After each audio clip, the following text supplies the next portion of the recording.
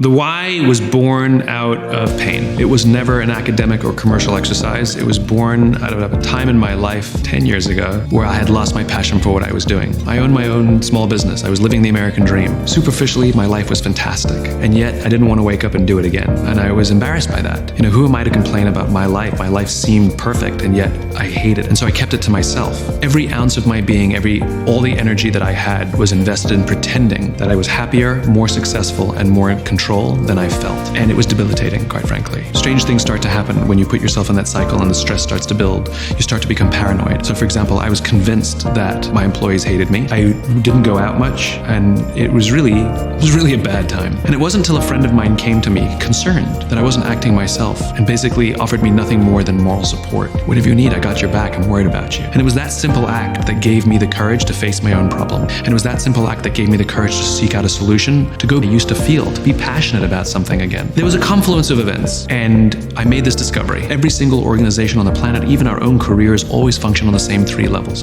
what we do, how we do it, and why we do it. And it was based on the biology of human decision making. It wasn't some highfalutin management theory. It was based on brain stuff. And I realized I knew what I did and was good at it.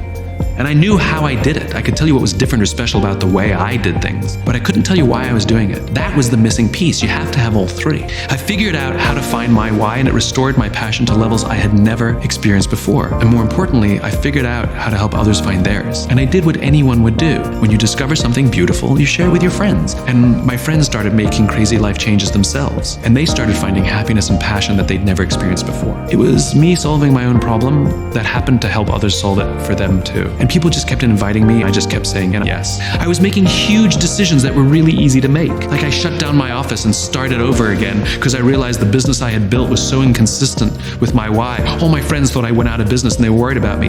It was the easiest decision I ever made. In other words, when you know your why, the filter is clear. It's not like there are options. The option is obvious. There's only one option: share, give, inspire. And everything that I've achieved, any success that I've enjoyed, has all been 100% because of the gracious generosity of people around me. My friends, my colleagues, people who just believe what I believe. They're the ones who either introduced me to others or took a risk or said, let me try that, or bought a book or watched a TED Talk, or more importantly, sent it to somebody else because they thought they would be inspired by it. For all of the things that I've done over the past decade, I still feel like I'm at the beginning. I've been saying it for 10 years. When everybody says to me, congratulations on X, Y, or Z, the answer is always the same: tip of the iceberg. And I think that's what keeps me inspired, which is, for me, it's a journey. I'm on the right path. I'm walking past the right mile markers. In other words, I know I'm making progress to the vision that I have to build this world in which the vast majority of people wake up every single morning, inspired to go to work, feel safe when they're there, returning home at the end of the day fulfilled by the work that they do.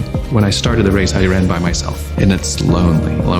And now I got like 1,000 people to the left and 1,000 people to the right and 1,000 people behind me. And I look around, I'm like, yep, we're going to change the world. We're going to change the world.